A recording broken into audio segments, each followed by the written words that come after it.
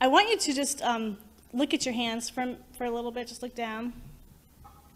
And just notice what you notice about them. Do you notice their texture, dry hands, moisturized hands, knuckles, fingernails, palms, the back of your hand? Do you wiggle your hands? Are they calm? Just notice your hands. And as you're noticing your hands, remember these are the hands that you've had since the day you were born, in your womb, in the womb, and then born. You've had these your whole life. When you were a little kid, these are the same hands. You've been looking at these hands your whole life. Since you're a child, teenager, adult, these are your hands. They've always been your hands. They're just such a beautiful expression of each of us. We all know we have that thumbprint that nobody else has. 8 billion people on the planet. No one has your thumbprint. Incredible. Your hands are utterly unique. And then as we look at our hands, we realize that behind the physical form is this energy. That our hands aren't actually solid. They seem solid as we're looking at it, the bones and the muscles, but behind all of that is this energy. Right now, not when you were born, just when you were born, but right now there's an energy body. So we have 3 bodies. We heard in Ernest Holmes today, there's one body, and then all these are lesser bodies. So we have a physical body, we have an energy body, and then even behind that energy body, you have an idea of hand. There is right now at the center, your hand exists inside of this idea of hand or hands. And so you have actually 3 bodies. They actually say that the idea is also a body. It's called an ideational body or causal body, energy body, physical body. So I just want you to just move your hands really fast now, your fingertips, just let them move really fast. And so you've moved them really fast, and the body's moving fast because you have an idea, fast hands. And so you're with that idea, energy, hands. And then you say gently, you slow it down. You have the idea of slowing hands down. So it's all interacting all of the time. And then I'm just inviting you, if you would just take a second to show your hands to someone else, someone who's to your right or to your left. It could be multiple people. It doesn't have to just be dyads. Just you don't have to say anything. Just communicate with your hands. No words. Just to recognize the energy of the hands flowing around. So this ideational body, the energy body, the physical body. If you're online, you're no one there, just put it out into the universe. You're out with all hands. And then you can bring it back into your lap. Isn't it great just to feel the interconnection all of the time? Our talk title today is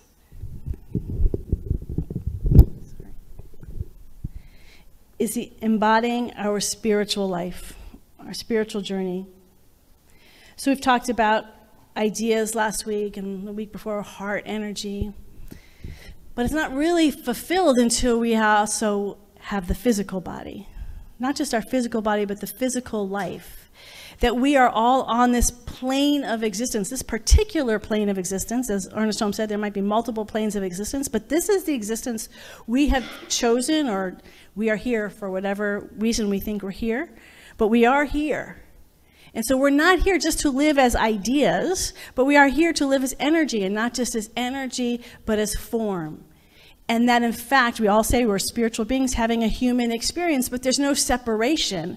And so embodying our spiritual journey is to see as much as we possibly can in a consistent way how ideas, energy, and body are constantly interacting all the time in our life, in this moment and we're never outside of these 3 bodies.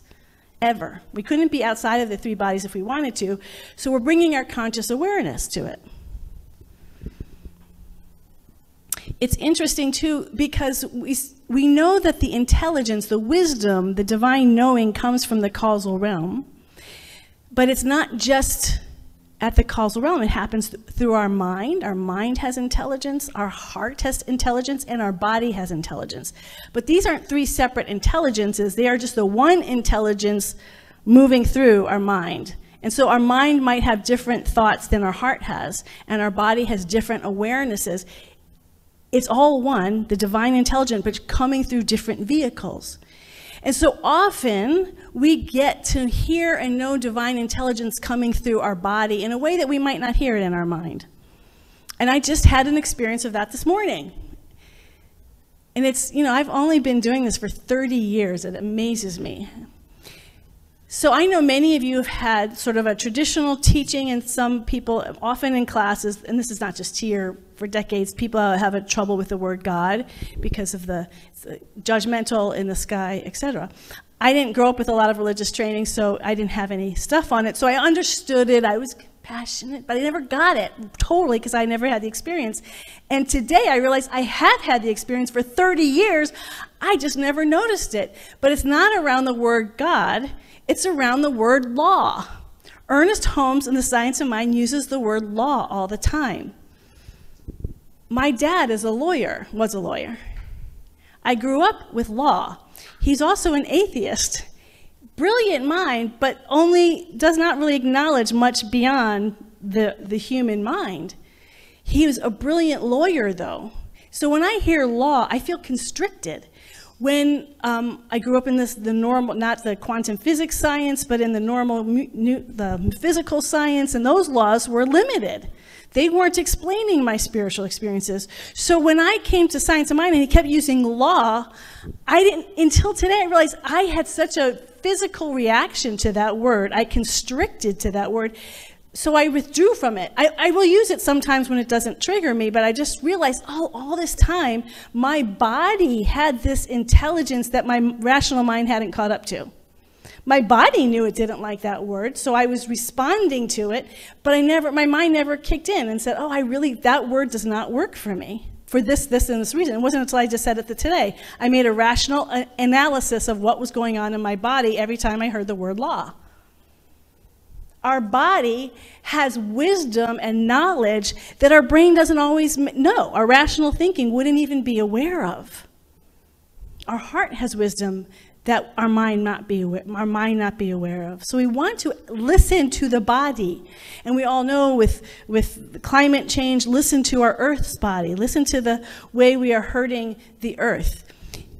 It's beginning to really recognize when we say embodied spiritual journey and that we are in a physical realm, to actually consciously acknowledge the divine love, the divine intelligence that is in all form, and not, you know, I think the old way was sort of to look down upon it a little bit because it's the effect and it's a little bit less than. But when we realize within all effect is this incredible spiritual wisdom, when we listen to it, and we know, the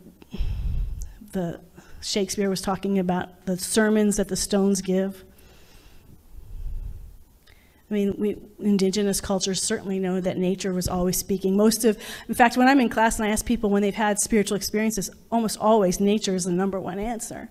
So we know that inanimate form is alive and has spirit. And so we want to bring that same awe and wonder to our own physical body. One of the things we talk about in our teaching is demonstrations. And what demonstrations are saying we don't need to have the same physical experience when we realize that behind all physical life is this wonderful divine idea, that if we change the divine idea, we can have a different physical experience.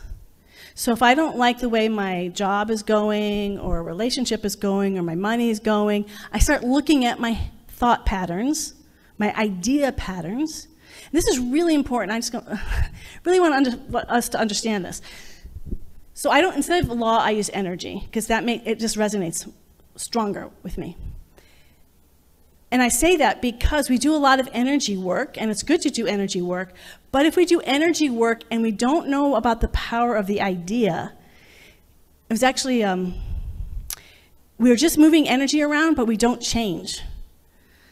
Like it moved, like I went on a retreat, it was a ministerial retreat, and a lot of people do energy work, so the retreat was over for the day, and we went to somebody's room, and there's all these people who do energy work. I don't do any energy work. I just receive energy work. So I went, all these people are doing Reiki on me and I don't know what they're doing their stuff. I'm just saying yes. And I wasn't feeling anything huge. You know energy's shifting. I mean, it's going around the room, but it's not. But it wasn't until I went to sleep that night. Man, I mean, my energy body, bonkers. It was flying around the room. You know those cartoons with it like hitting the wall, bouncing back and forth. That's exactly what it was like. All this energy was moving, but when I woke up in the morning, I was still the same person because my idea patterns were exactly the same. They call it your default mode. So even that's what happens when you even if you have changed a pattern, new things are happening, and then we go in crisis. What they find is that when we go into crisis, we actually go back to our default mode. So even if we've been changing and doing all this work, crisis, we're back in our default mode. And so I hear this all the time. We all know is, oh, I'm doing this again. I can't believe I've done this. Because those patterns that were established when we were little are really solidly in us. So we're going to keep coming back. If we want to change those patterns permanently at the spiritual level, at the ideal level, it is a constant returning until it's solidified, this new way of being. So we have a new default mode. And so that's why the spiritual journey takes so long. Stopped myself.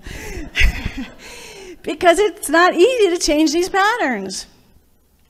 So demonstrations for me are like little beautiful, not little, they're awesome points of light along the way. And what we're looking for is a way of life.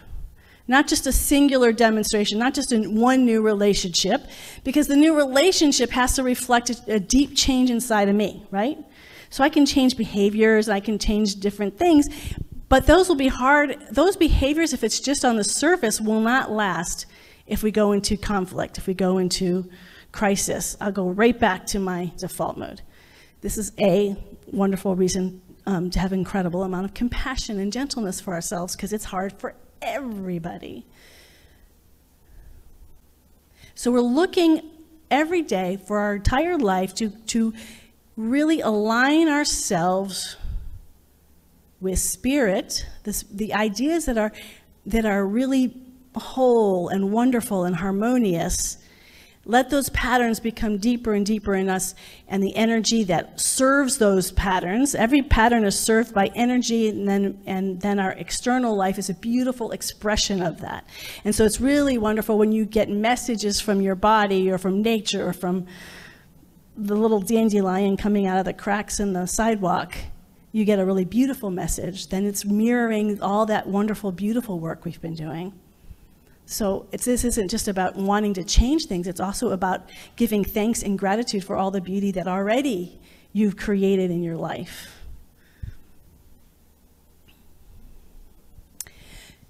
And then there's this word that we have in our our teaching, and it's a word I wanted to cancel for myself, but I've said it for 30 years, so I'll still say it, but I'm more conscious. I'm trying to let it go, which is this idea of perfection.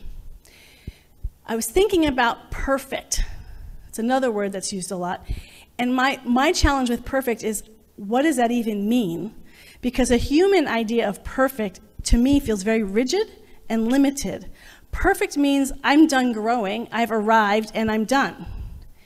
So what we say is spirit is perfect, but spirit is in a whole different state of consciousness. So what spirit is as perfect, I don't even know what that is. I can't even wrap my head around that, because I don't think our human idea of perfection even comes close to what spirit is. So and the reason why is because we're talking about spiritual embodiment. And what the concern is that we have a very definite idea of what that looks like and how it's supposed to be lived. There's 8 billion people on the planet. We all have a different thumbprint. There is no one right way of what it means to live. First of all, we all are living spiritual embodiment. It's already done. It is. We're never outside of spirit. It's just becoming more and more conscious of it. And so many times we don't think, we're not conscious of it because we're not living it the way we think it's supposed to look. The way a spiritual being is supposed to look like in form. And so either we start trying to convert our behavior to be in alignment, our words and our language and our behavior to look like the way a spiritual person is supposed to look, or we start hiding parts of ourselves or all of ourselves, or we all have known people who sometimes stop coming to community because they're not living the way they're supposed to be living. And so we need to understand and accept all aspects of who we are. And so I want to just share a little bit of a process, because I heard it this past week and it reminded me I've done it before. There's a thing called, so they were on this We Can Do Hard Things podcast, which I've been talking about. They did internal family system, which is very, I like it, and I used to hear it as voice dialogue. And so we're going to do a little bit here, not much, because I'm not trained in voice dialogue. The idea is, for voice dialogue, is to give all these different parts of ourselves a voice. This is part of our healing of the idea of perfection, to give the voice to those parts of ourselves who often don't get a voice. I don't want to go into deep therapeutic healing now, just so you know. I just want us to give a taste of the feeling of it so you get a sense of it. What I like also about voice dialogue versus what I was hearing on Thursday was there's a connection with the body. That when you change voices, you sort of change a little bit the way you're sitting. And so that you don't have to, like, what's the perfect physical body posture for this voice? You just do anything. They ask you actually to change your body first and then have the voice. So I want to just play around, just have a little taste of it. So I want to, just from the little bit I've learned, is you start with the controlling self, because the controlling self isn't going to let you play because it's in control. So I just would like you to connect with that part of you that likes to be in control, and just feel what your body feels like in this moment, and I want you to, and I don't want to I'm not calling anyone out, but just think, maybe if someone has one thought, like, what would a controlling self, I'm saying controlling self, can I talk to you right now? And just think of something your controlling self might say in this moment. What is that part of you that has that controlling? Like, maybe, are you going to do something hurtful? Is this scary? How safe are you? So you get into this conversation, get in touch with that controlling, because that controlling self is that protector. It's protecting you right now. That controlling self is protecting you from me, from this whole thing. Like, I don't know if this, whatever. Or, yeah, okay, I think I can do this. I can play. So just connect and see if your controlling self can play a little bit. If it can, if it's willing, I ask you to move your body in some way, just a little bit. Just move your body a little bit. And find a voice for your playful self. And just hi, playful self. I'm saying hello to you. Hi, playful self. How you feeling? Answer in your head. How you feeling, playful self?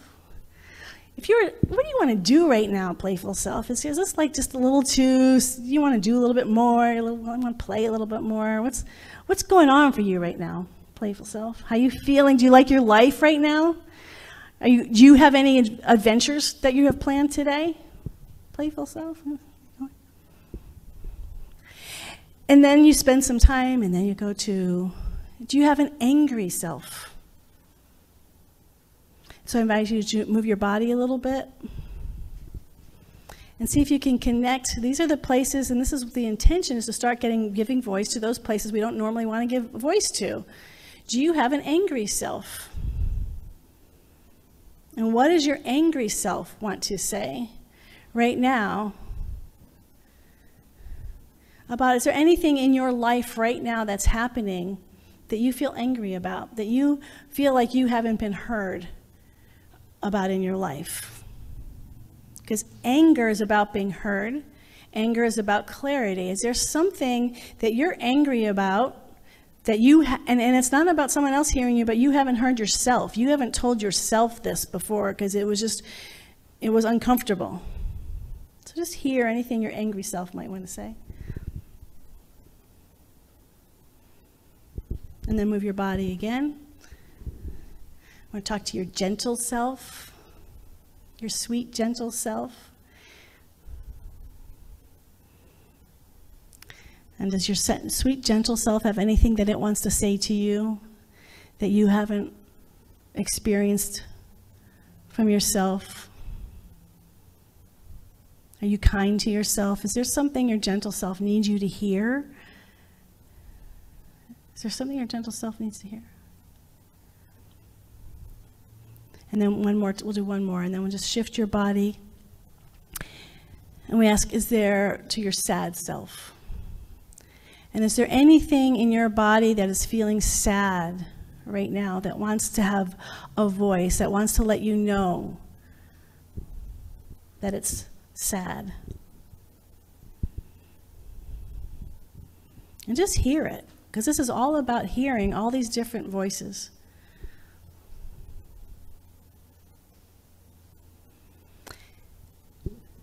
Well, actually, we're going to do two more, but they're a little bit different. I'm going to ask you to change your body, and I want you to get in touch with that part of you that is a spiritual seeker. And I want you to feel the spiritual seeker in you right now. And what's the voice in you that is a spiritual seeker? Just what does that feel like to be a spiritual seeker? What is it that's on your mind as a spiritual seeker? What's the feeling in your body as a spiritual seeker? What is the voice, what is the body telling you about being a spiritual seeker right now? Where are you on your spiritual seeking path?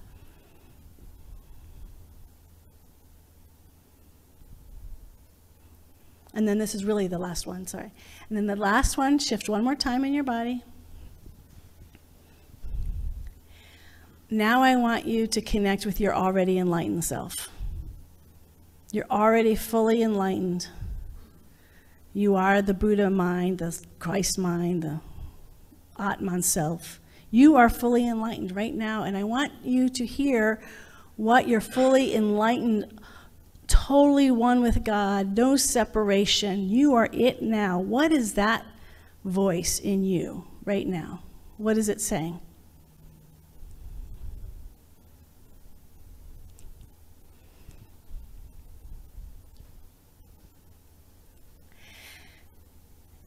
Thank you. Thank you for being here. And so I just want to ask yourself, as you're aware of all of these voices, which one are you? Like, which self is you? And I'll just give you the answer, is we're all of them. We're all these emotions, those are elements of our voices. We are the spiritually seeking self, and we are that which has already found it. We're both. We want to be so big that we contain all of it. We have this inner cosmos within, through, and as us. So our physical body is a beautiful expression of all of it. Our body is an incredible expression of our enlightened self, of our seeking self, of our sad self, of our playful self, of our creative self, as our powerful self, as our scared self. It is all of it. This is the idea, as you were singing today beautifully, Suzanne, about the one power and the one presence. Sometimes our one power and our presence gets disassociated from our body. We get so lost in something so transcendent, but we have to come back into our body over and over. We are here to feel that transcendent, infinite joy in the midst of our sadness. We can actually feel two things at the same time. We can feel joy and sadness. We can feel transcendence and immanence. We want all of it. That's the one power and the one presence, and that's why we're here, right? To know all of it, and not just with ourselves. So I heard this great story that I want to share with you about a Sudanese young lady. She was 13. It was a rural area of Sudan. There's one doctor for 16,000 people, so she had no access to medical care. She was 13 years old. Her mother was giving birth to her little sister, and it was just her. It was just her mom, her, and the baby who was coming into the world. Her mom had problems, and she watched as her mother and her sister died. So she's now an orphan. She's had no education, by the way. There's no schooling. She doesn't know how to read or write. She has no access to medical care, so she's watched her mom and her sister die. Obviously, it's heart-wrenching. And so from that place of pain, she makes the decision, I am going to become a doctor so I can help other women go through this. She didn't even know how to read or write.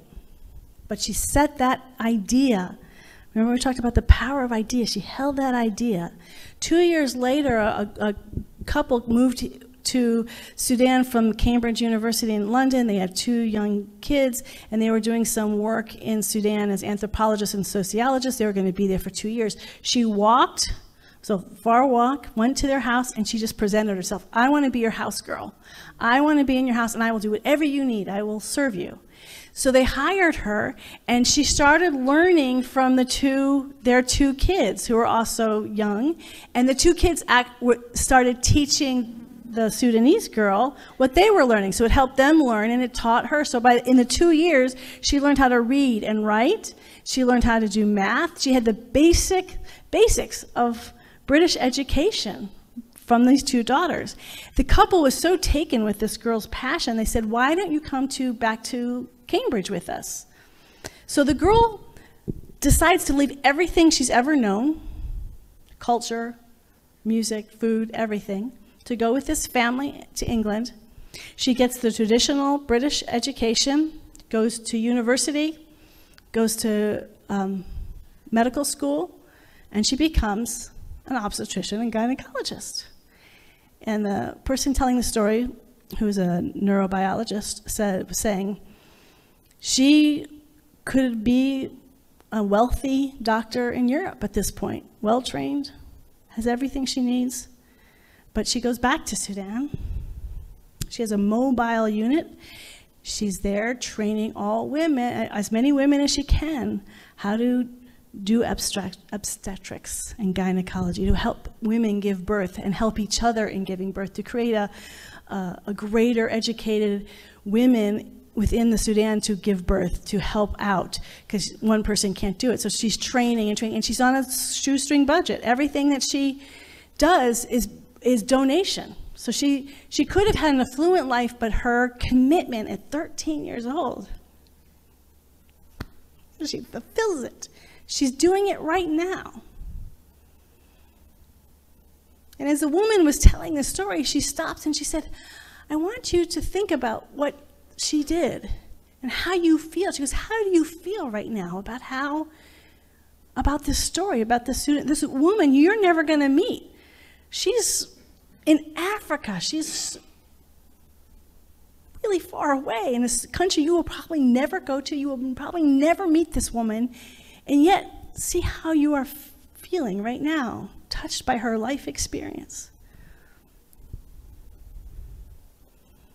This is a neurobiologist, and she said, then she went to her research. So our research was to take people and tell them true inspirational stories, like the one we just heard, and they had several of them, and they would tell the experimentees these stories, and then they would take and do brain scans. They're lit up. You know, the parts of us that bring us alive. And then she was also, what I loved is that the biggest one was the medulla oblongata. That's the base of our neck. She said that's the area. She said that even if that gets damaged, they can't keep you alive. That's the source. And I just keyed in on that because Paramahansa Yogananda talks about the medulla oblongata all the time. He calls it the mouth of God. This is where all your life force comes in. And she said that's the place, when it gets damaged, we can't keep you alive in the medical world. But it was the part that was most lit up when we hear an inspiring story. And what she was saying was that our biology and our sociability with other people are absolutely interconnected. They are one thing. Our entire physical body is impacted by a story of someone we don't even know. They're proving through all this research how profoundly we are moved by one another, how deeply we are connected and impacted by everyone's story on this planet. And so as we're looking at spirit being in our body, this isn't some abstract test. It's something that brings us alive. It lights up our brain, and especially that which gives us the most life force in our medulla oblongata. It's alive when we feel inspired and opened by other human beings on this planet. And I'm guessing animals and nature, that we are all impacting each other all of the time. So it's not just opening our heart to all the different selves that we are as individuals, but recognizing that every individual is multidimensional beings, that we are all being impacted by one another all of the time in this vibrational frequency, through energy, through all of it. Spirit, heart, mind, body, all connected. And it's also why I love this book that we passed out, I think it happened before COVID, The Gentle Art of Blessing. Because we're also connected to the challenging parts. When we hear, and I actually wasn't even thinking of talking, I was just all inspired. But then I read the news today that there were 10 people shot in Monterey Park today. You know, and they think it's a hate crime against Asians. It was during a Chinese New Year thing. And you know, we're all impacted by other people's pain as well. And so what I love about the Gentle Art of Blessing is to bless. We bless, we pray. It reminds us, and we do this in our teaching as well, we pray for other people. Because when we pray we're praying for ourselves. We say this all the time, but to really get that we're actually praying physically, emotionally, mentally, like we are truly one. We are truly one. So when there is pain happening to somebody else, we're blessing them. We're holding them in the light because we're holding our own healing in the light. We have to become healing vehicles for other people because we are one. So when we hear these stories, we don't go, oh, well, that happened in Monterey Park. That has nothing to do with me. Then we've just severed our oneness. Everything in this world is happening, so it's not that you have to pay attention to everything, because that's exhausting, but if something arises in your experience, like I just happened to read that news story today. I could have easily not read it, but since I read that news story, then it's in me to pray for those people because they're one with me, that I'm here to be a blessing for them. I mean, the one I really stopped and prayed quite often for was that little 5-year-old boy who got swept away. I don't know if you heard, with all the floods. Man, I'm like, and it just kept coming up in the news. So I'm just like, pray, pray, pray, because we all impact each other. We are all here for each other. Spirit, heart, mind, body. The body is not irrelevant. Everyone's body matters. And as Sonia Renee Taylor, I love the title of her book, Your Body is Not an Apology. Every body is holy, sacred, beautiful, creative, an expression of pure spirit. Everyone's body as it is. There's no such thing as disabled people. I'm getting a lot of education on that, and I love it. Any place where I think, oh, they're just like a little bit, nope. Physical weight, age, youth, nope. Everybody. Everybody. And this is how we embody our spiritual journey. It's not just in the mind, it's not just in the heart, it's in our bodies. And we are here to feel it all, bless it all, feel the depth of our connection with one another, and know that every single person, someone in the grocery store tells you an empowering, inspiring story, whoosh, we get lit up. You tell them an inspiring story, you're lighting them up. We are a blessing. Someone's telling you a difficult story, you're saying a prayer for them, they're saying a prayer for you. We have the opportunity all the time, every day, to embody our spiritual life. Does it get any better than this? So let's end with, we started with our hands. I invite you one more time to take your hand and place it over your heart. Because what you'll notice is a lot of people, not all people, but use their hands healing to integrate spirit, heart, mind, body. So we have our hand as our body, our heart, and our mind. And just recognize that the entire cosmos, the infinite presence, this one body of spirit, heart, mind, body, is right here in the center. We are the center, the vortex of all of this incredible infinite good, infinite light, infinite joy, infinite creativity, infinite harmony. I love that word, harmony. Peace, joy, bliss, love, kindness. It's all right here, just rubbing your heart, feeling the internal energy. And then I invite us, as we're feeling that, knowing that it's not just us, that this cosmic vortex is everywhere, just open your arms a little bit wide and feel your connection with the entire cosmos. Your body is wide open, your heart is wide open, our minds are wide open. We feel the connection, that electromagnetic vibration with the people to our right and to our left, in front of us, behind us. If you're online, you feel the electric vibration pouring through the ethers. There is no separation in time or in place. We feel it. We feel our connection. And from this place, we'll go into prayer. You can return your hand to your heart or in your lap.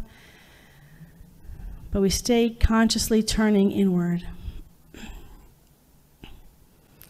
feeling the connection of all life.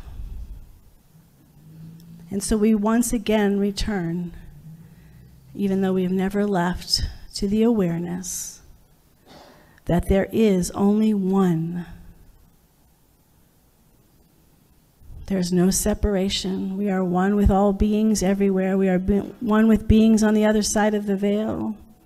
Love knows no death. Spirit knows no death. There's nothing but this eternal connection with all life.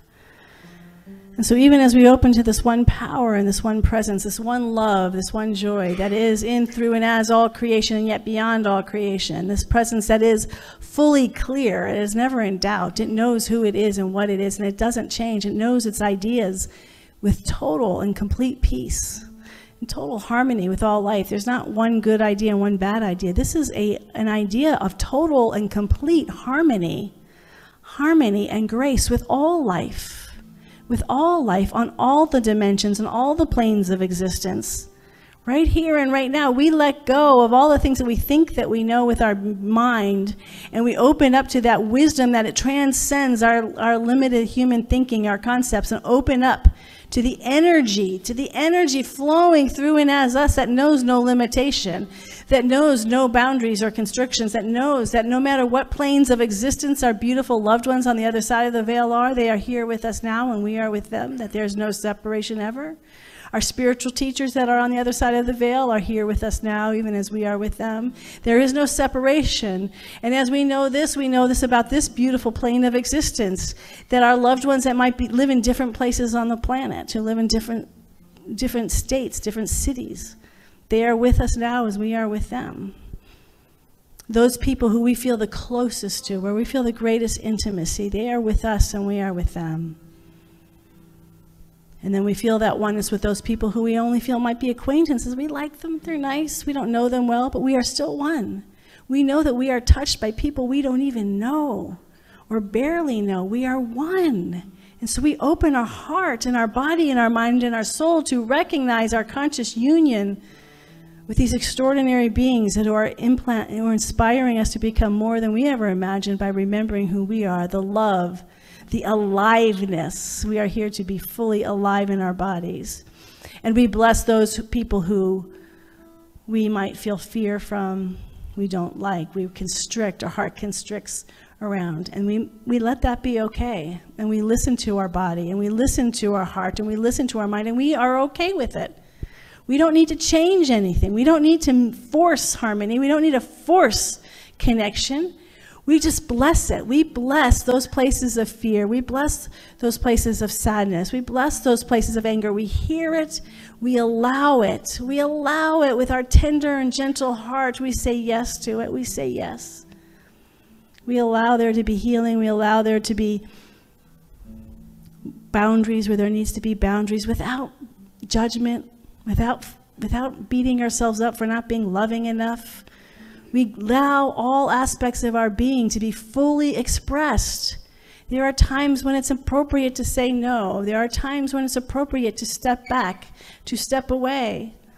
And we just accept that. We don't have to fight everything. We don't have to make everything in some idealized version. It's already there. Even when we have constriction, even when we have boundaries, the beauty and the harmony and love is there. We know that because we've listened. We've listened to this inner wisdom within us. We've listened to our body's wisdom. We've listened to nature's wisdom. We've listened to our heart. We've listened to our mind. We've listened to pure spirit. We've listened to the energy. We listen and we say yes, knowing that which can never be hurt, harmed, or in danger, ever, that divine self within us, that Christ self, Buddha self, Atman self, God self, higher self, the I am within us, it is never hurt, harmed, or in danger. It is always all-knowing. It is the source of our power. It is the source of our strength. And it is pouring through us in every single way. Mind, heart, body, in other people, in situations and circumstances. We listen only to the one. We listen only to the one. We listen only to the one with all of its vehicles and all of its forms and all of its voices and all of its perspectives and all of its ways of showing up, and yet we are always listening to this one love, this one love. And we are it now, and it is everything, and it is good. And so we rest in the goodness of this one, here and now, on every level and dimension of our being. And we let this word be now. And so it is.